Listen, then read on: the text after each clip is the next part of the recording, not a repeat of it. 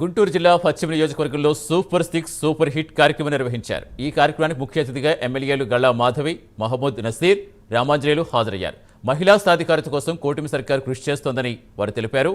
స్థానిక సంస్థల ఎన్నికల రిజర్వేషన్ కల్పించిన ఘనత చంద్రబాబుదే అని కొనియాడారు.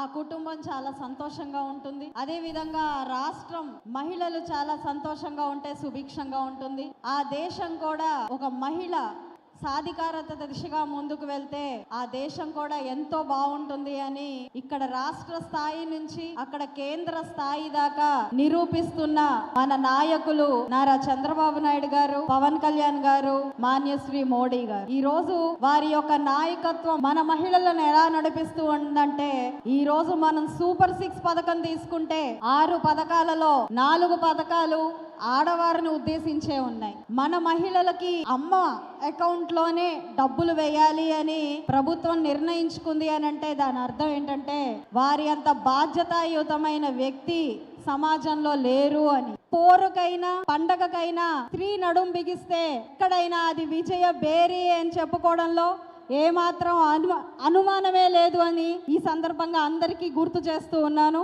మహిళలందరూ ఒకటే గుర్తు పెట్టుకోవాలి, మనకి కావాల్సిన దానికోసం మనం బయటకు వచ్చి అడగందే, మనకేం కావాలో మనం మాట్లాడందే ఎవరు కూడా ఏమి చేయలేరు. ఏ పాటికి ప్రభుత్వాలు చేయాలి లేదంటే మరొకరెవరో వచ్చి మనను ఉద్ధరించాలి అని కాకుండా ప్రతి ఒక్కళ్ళు ఈరోజు బయటికి రావాలి. మరి చంద్రబాబు నాయుడు గారు లాంటి